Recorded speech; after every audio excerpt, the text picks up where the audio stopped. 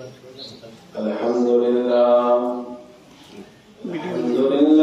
نحمده ونستعينه ونستغفره ونعوذ بالله من شرور أنفسنا ومن سيئات أعمالنا من يهده الله فلا مضل له ومن يضلله فلا هادي له ونشهد أن لا إله إلا الله ونشهد أن محمدا عبده ورسوله صلى الله عليه وعلى آله وأصحابه أجمعين أما بعد فأعوذ بالله من الشيطان الرجيم بسم الله الرحمن الرحيم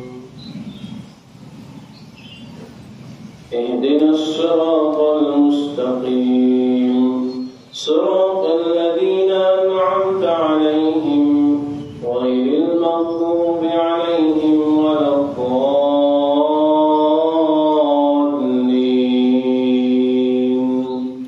صدق الله مولانا العظيم.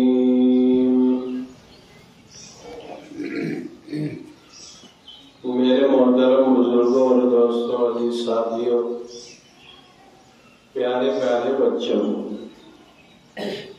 ابھی یہ مجلس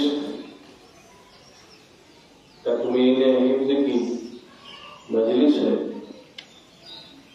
اور آپ حضرات نے دونوں بچوں کے ذریعے سے پڑھے گئے سورتیں پڑھی گئی اور آخر کے رکوع پڑھے گئے، آپ حضرات نے سماعت فرمائی. اسی کا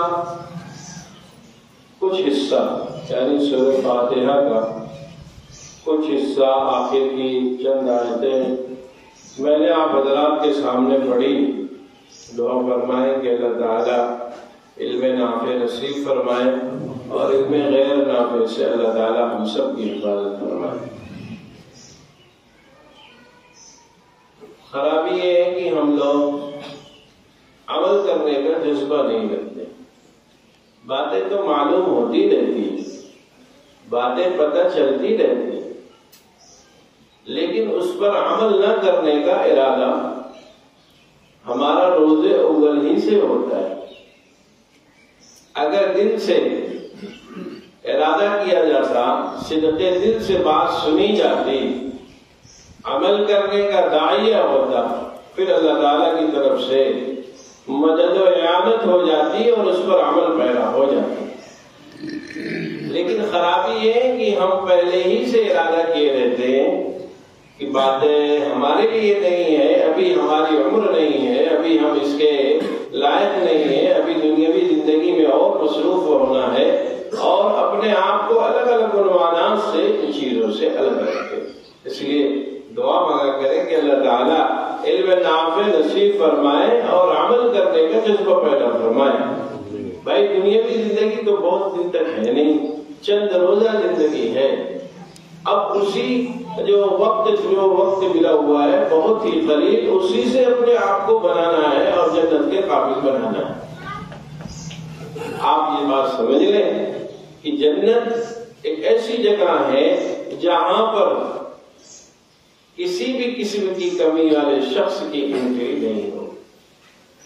کسی کے اندر اگر عیوب ہوں گے، خرابیاں ہوں گی، گناہ کے اس کے اوپر اثرات ہوں گے، گندگیاں ہوں گی، نجاستیں ہوں گی، تو فرمایا اس کی وہاں پر انٹری نہیں ہو سکتی. اس کی دھویا پوچھیا ہوگی اور اس کو صاف ستھرا کیا جائے گا، تب جا کر وہاں تک پہنچ ہو سکتی. اس لیے یہ بات تمہیدی طور پر میں کہہ رہا ہوں کہ بھائی وقت بہت قیمتی ہے اور بہت کم ہے. اب تو اور زیادہ مشاہدے میں بات آتی رہتی ہے، لوگوں کی عمروں میں اور کمی آ گئی ہے. 40 سال 50 سال والے بھی فٹافٹ دنیا سے جا رہے ہیں. تو کس بات سے دھوکے میں ہو بھائی؟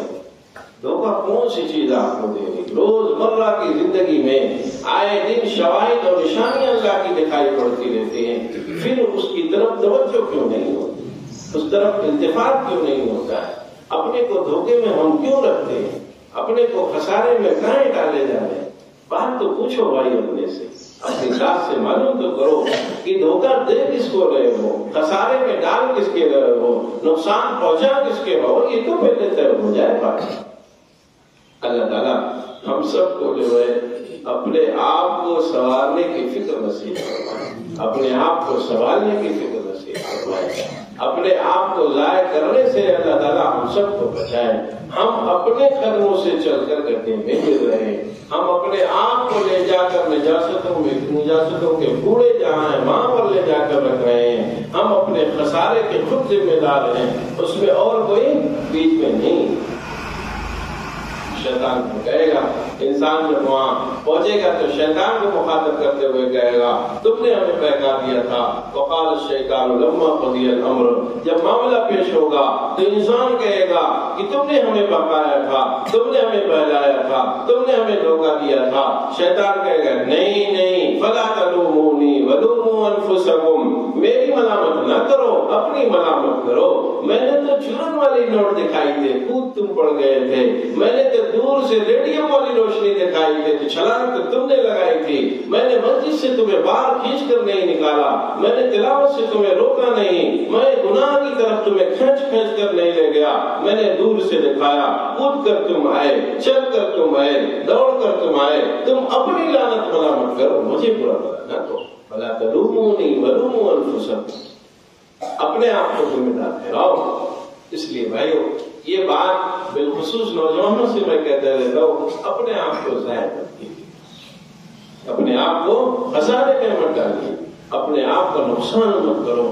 اور یہ بات ذہن میں رکھیں بھائی کہ دیندار ہو جانے کی وجہ سے دنیا کی لذتیں نہیں چھوٹنے والی۔ یہ بات ایک ذہن میں عوام الناس میں پھیلی ہوئی ہے کہ دیندار ہو جائیں گے اگر تو دنیا کی لذتوں سے محروم ہونا پڑے گا۔ بالکل غلط بات ہے، بالکل غلط بات ہے۔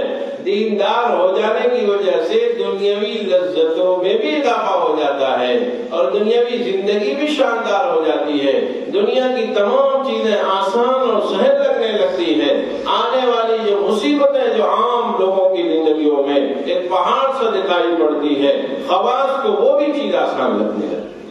حضرت والا شاہ عبد الغنی صاحب کو پوری نور اللہ مرقدہ فرمایا کرتے تھے کہ جب اللہ سے تعلق مضبوط ہوتا ہے تو تمام شیر و شکر سب چیزیں اچھی لگنے لگتی ہیں، سب چیزیں بہتر لگنے لگتی ہیں۔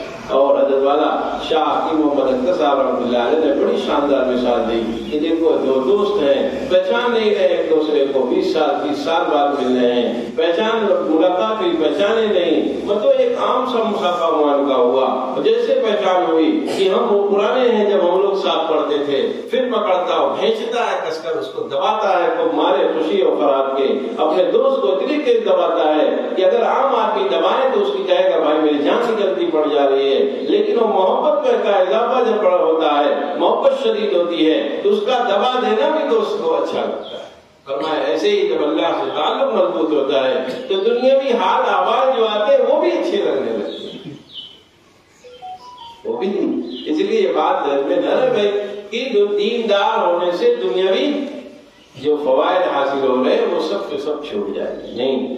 دنیاوی تمام متاع، سامان، عیش و عشرت کی تمام چیزیں آپ کو بدرجہ اولا ملے گی، اور تمام چیزوں کی لذتیں اور لذتوں میں سمجھیے کہ ہر چیز کی لذت آپ کو دوبارہ لگنے لگے گی، اس لیے کہ جو خالق شمس ہے، جو خالق شیر و شکر ہے، وہ جب دل میں آئے گا تو فرماتے ہیں وہ دونوں جہان کی نعمتوں سے بڑھ کر اسے لذت حاصل ہونے لگے گی۔ مالک شیر و شکر جب دل میں آئے گا تو پھر دنیا میں رہتے ہوئے اسے تمام چیزوں کی لذتیں حاصل ہونے لگی۔ حضرت والا شاہ عبد الغنی صاحب پوری رحمۃ اللہ علیہ کی بات ہے، فرمایا کہ مقدر مجھے اس کھانے میں قورمہ کا مزہ آ رہا ہے، بریانی کا مزہ آ رہا ہے۔ فرمایا حضرت کی تو آج کھچڑی ہے، فرمایا تم تو کھچڑی دیکھ رہے ہو، میں کھانے کو نہیں دیکھ رہا ہوں، کھلانے والے کا ہاتھ دیکھ رہا ہوں، میں اللہ کی ذات کو دیکھ رہا ہوں، اس لیے یہ کھانا مجھے بڑا لذیذ لگ رہا ہے۔ جب تعلق مضبوط ہوگا، گناہ کرنے سے ایک بات اور سن لیں، بات دوسری چل گئی، بات تو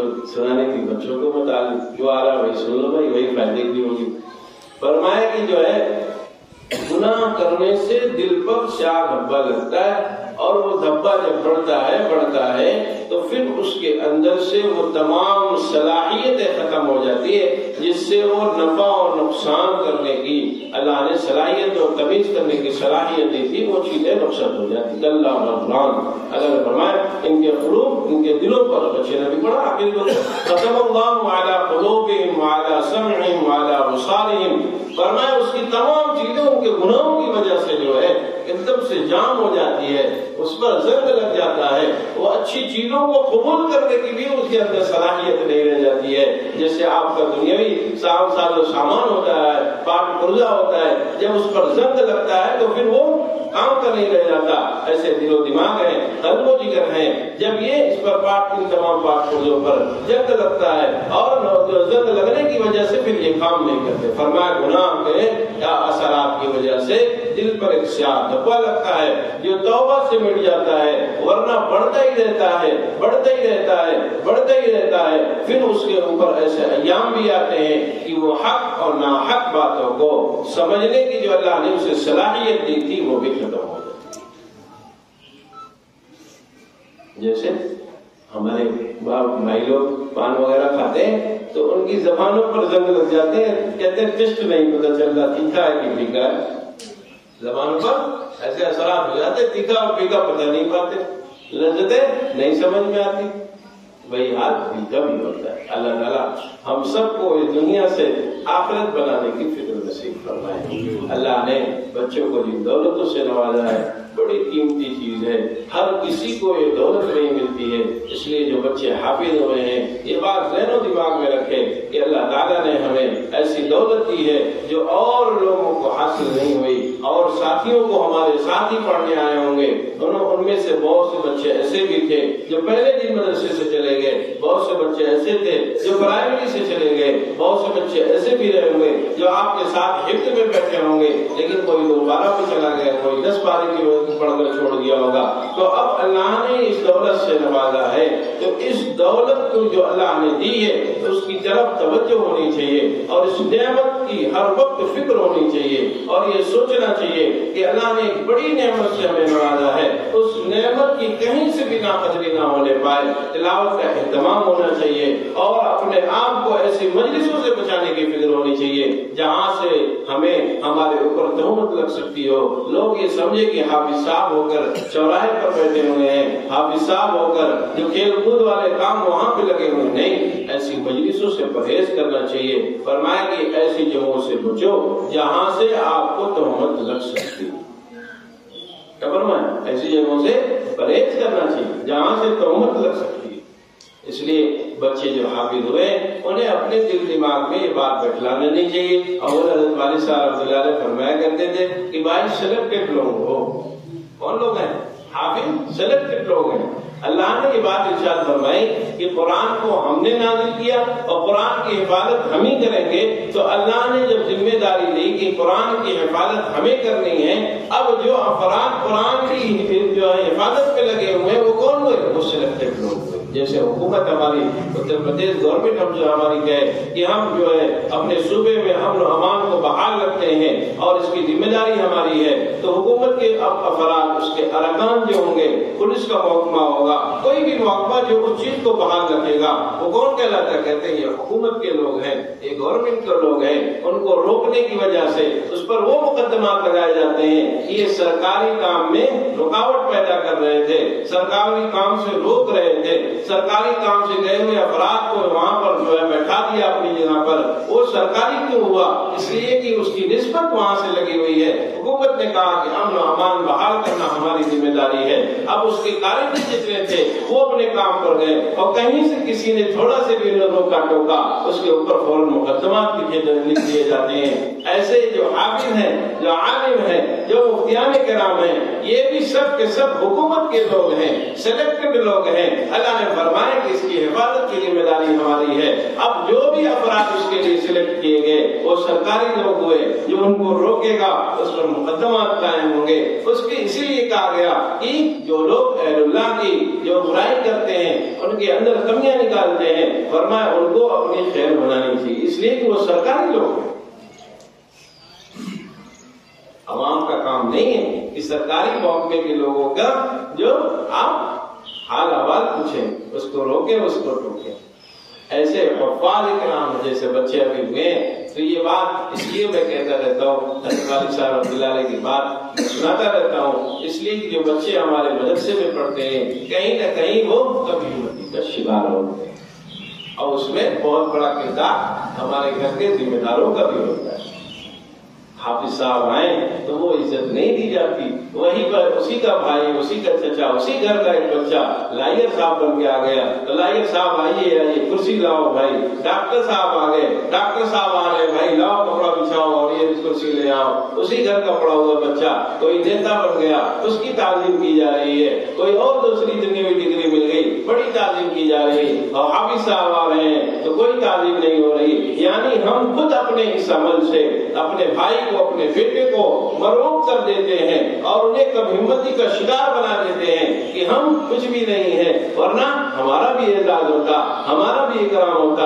اس لیے حضرت والد صاحب رحمۃ اللہ علیہ فرمایا کرتے تھے، دیکھو بھائی بچہ حافظ ہو گیا ہے، اللہ نے اس کے سینے کو قرآن کریم کے لیے سلیکٹ کر لیا، منتخب کر لیا. اب بچے کی جو ہے تعظیم ہونی چاہیے. ہاں اس کی تربیت میں کمی نہیں ہوگی کہ بچہ کوئی کام ایسا کرے جس کی تربیت ہونی ہے، اب نہ ٹوکے تو یہ غلط بات ہے. لیکن بچے کی بہرحال تعظیم ہونی چاہیے اور فکر ہونی چاہیے کہ بچے کے سینے میں اللہ کا کلام محفوظ ہے، اس لیے اس کی تمام چیزوں کو جو ہے نگاہ میں رکھنا چاہیے، اس کے اعزاز اکرام کا اہتمام کرنا چاہیے. اب وہ فلنوا نہیں رہ گیا جیسے بلاتے تھے فلانے نہیں، اب اسے نہ بلایا جائے. اور جن لوگوں کو اللہ نے اس دولت سے نوازا ہے انہیں بھی فکر ہونی چاہیے کہ اب بھائی ہم وہ نہیں رہ گئے، ہم تو کچھ بھی نہیں، لیکن ایک نسبت جڑ گئی ہے، ایک چیز کی نسبت ہم سے لگ گئی ہے. اس لیے اب ہمیں ہر جگہ اٹھنے بیٹھنے میں، بات چیت کرنے میں اور زبان کا استعمال کرنے میں، جھوٹ اور صحیح بولنے میں، ہر چیز میں خیال کرنا پڑے گا تاکہ وہ نسبت کو کہیں سے ٹھیس نہ پہنچے.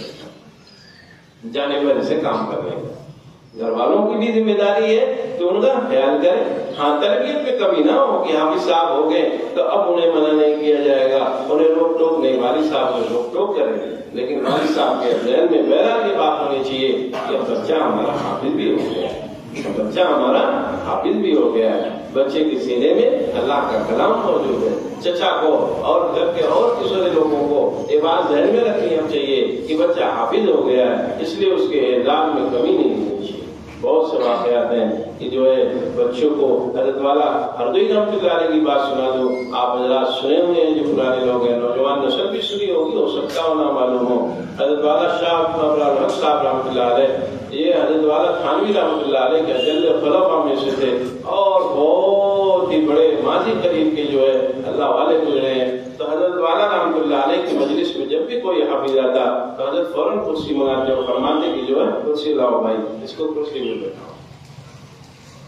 اتنا اہتمام فرماتے مجلس میں. اور لوگ ہوتے حضرت کی مجلس لگی رہتی، جیسے اگر پتہ چلا حضرت کو کہ حافظ ہے فرمان کرسی پہ آؤ بھائی، ان کو کرسی پہ بیٹھا. اور دوسرے لوگ بیٹھے رہتے پھر قرآن سنتے رہتے. حضرت والا رحمۃ اللہ علیہ کیا جو ہے، جو کوئی چیز نہیں آتی، چٹائی وغیرہ نہیں آتی، عجیب چیز چٹائی جو بچوں کے پڑھنے کے لیے ٹاٹ وغیرہ آتے تھے تو حضرت پہلے اس کو دارالتحفیظ میں بچھواتے تھے. فرماتے تھے پہلے جو بچے ہند پڑھتے ہیں وہاں بچھاؤ، وہاں کی پرانی والی اور دوسرے لوگوں کو دو. یہ اعزاز کی، یہ بزرگوں کی چیز ہے. اس لیے ہے کہ ہم سیکھیں بنے، ہم سمجھیں سیکھیں. اس لیے گھر والوں کو بھی اہتمام ہونا چاہیے اور بچوں کو بھی فکر ہونی چاہیے کہ اللہ تعالیٰ نے ایک دولت سے نوازا ہے اور اس میں کہیں سے ناقدری نہ ہونے پائے. اللہ تعالیٰ پڑھانے والوں کو بھی اپنی شایان شان جزا بدلہ نصیب فرمائے. اور جو لوگ منتظمین ہیں، جو لوگ اس کام کو کر رہے ہیں، اللہ کا خاص فضل سمجھیے، اس کا جو ہے یہ انعام سمجھیے کہ اللہ تعالیٰ ایسے افراد پیدا کیے ہوئے ہیں جو پورے قوم کی ذمہ داری لیے ہوئے ہیں. بعض لوگوں کو جو ہے تسامح ہوتا ہے، غلطیاں ہو جاتی ہیں اور اس پر جو ہے کلام کر جاتے ہیں. غلط بات ہے بھائی. یہ اللہ کی بڑی نعمت ہے کہ اگر کوئی علاقے میں، محلے، گاؤں میں، قریے میں اور قصبات جو اور ضلع میں اگر کوئی ایسا ہے تو اس کا شکر گزار ہونا چاہیے کہ وہ سب کی ذمہ داری کو لی ہوئی ہے. بھائی ایک دن کا کام نہیں ہے، کام کرنے سے پتہ چلتا ہے. کام کرنے سے ایک دن دو دن تو بڑا اچھا لگتا ہے، لیکن مستقل مزاجی سے جب کرنا ہوتا ہے تب بات پتہ چلتی ہے. اس لیے جو اللہ تعالیٰ کی یہ نعمتیں ہیں اس کا شکریہ ہونا چاہیے، اس کی شکر گزاری ہونی چاہیے، ناشکری والے کلمات نہیں نکلنے چاہیے، اور اپنے حال احوال کو بھائی درست کیا جانا چاہیے۔ بالخصوص نوجوانوں کو یہ بات سمجھنی چاہیے، زمانہ ایسا نہیں ہے کہ آپ آزاد رہیں، زمانہ بہت ہی جو ہے عجیب اور پرکشش ہے، آپ کو کھینچے گا، ہمیں کھینچے گا۔ ہماری ذمہ داری یہ ہے کہ ہم صراط مستقیم پر کیسے چل سکیں، صراط مستقیم پر کیسے دوڑ سکیں، صراط مستقیم کی طرف کیسے متوجہ ہو سکیں۔ اس لیے اور دوسرے راستے سب کھلے ہوئے ہیں، چمک دمک کے بھڑکیلے اور جوشیلے راستے سب کھلے ہوئے ہیں۔ فرمایا وَأَنَّ هَذَا صِرَاطِي مُسْتَقِيمًا فَاتَّبِعُوهُ، یہ سیدھا راستہ ہے، اس کی اتباع کر جاؤ گے تو تم منزل مقصود تک پہنچ جاؤ گے، اور اگر تم ادھر ادھر کے راستے پر چلے تو سمجھ جاؤ خسارے میں پڑ جاؤ۔ اللہ تعالیٰ ہم سب کو اس دنیا سے آخرت بنانے کی فکر نصیب فرمائے۔ وآخر دعوانا الحمدللہ۔